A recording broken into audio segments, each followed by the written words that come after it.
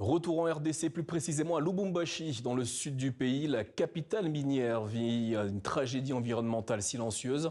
Depuis plusieurs années, des quartiers entiers sont engloutis sous des eaux acides d'une toxicité extrême, transformant la vie quotidienne en cauchemar pour les populations. Les responsables des entreprises chinoises et américaines soupçonnées d'activités opaques qui échappent à tout contrôle. Les détails avec Timothée Marouzé et Guélor Longo.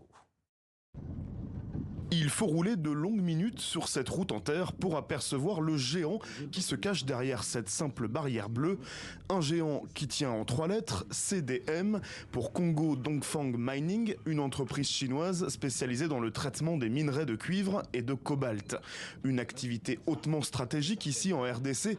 Les sous-sols du pays fournissent plus de 70% du cobalt mondial, mais une activité aussi très polluante. Hélène est agricultrice et habite à quelques mètres seulement de l'usine. Son champ, desséché, est envahi de détritus charriés par les eaux usées de l'usine. Elle et ses enfants sont en première ligne. Regardez, mon enfant est constellé de boutons rouges et ne fait que se gratter toute la nuit. Regardez, tout le corps est envahi, ça ne fait que s'aggraver. Ça lui fait mal et on ne dort pas. Même la nourriture qu'on prépare devient amère. On doit aller chercher de l'eau potable dans d'autres quartiers qui ne sont pas touchés par la pollution pour faire à manger. Et cela fait plusieurs années que ça dure. Les rejets toxiques fragilisent aussi son champ de canne à sucre, situé en plein sur la voie de ruissellement des eaux de l'usine. Depuis que CDM déverse ses eaux polluées, les plantes sont séchées, car l'eau n'est plus de bonne qualité et nos sources sont polluées. La lessive des habits au savon n'est plus efficace non plus. Pour l'heure, aucune étude de toxicité des eaux déversées n'a encore été rendue publique. Alors sans information précise, les habitants vivent dans la peur permanente. Le quartier est dangereux. Quelque part là-bas, il y a déjà un gros trou. Un jour, les enfants vont être emportés par l'inondation.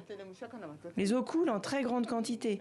Parfois, même les voitures ont du mal à passer. Un peu plus loin, la pollution des eaux usées se ressent jusqu'à la place du marché. Martini vend des fruits, des légumes et du poisson. Début novembre, le marché a été entièrement inondé à cause d'un rejet massif d'eau polluée de l'usine. Résultat, ces poissons séchés sont devenus immangeables et pourrissent encore dans une bassine. Regardez, les poissons ont changé de couleur et commencent à pourrir.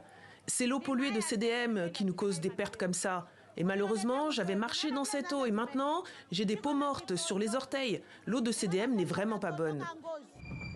Pourtant, l'entreprise CDM, jointe par l'AFP, nie toute négligence quant au rejet d'eau usée, assurant qu'ils sont traités directement sur leur site. Pas de quoi convaincre maître Hubertis Waka, qui bataille depuis des années pour que CDM respecte ses obligations face à la loi congolaise. Il alerte également sur les risques à venir. Dans les 25 et 30 ans, la ville de Lubumbashi connaîtra des sérieux incidents, d'autant plus que les perturbateurs endocriniens n'agissent pas dans l'immédiat, ils agissent dans le temps.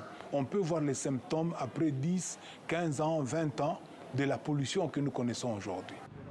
En attendant, pour tenter de contenir la colère, les employés de CDM ont distribué des masques et des bouteilles d'eau aux riverains. Leur pelleteuse s'active également pour reconstruire un tronçon de route détruit par les eaux.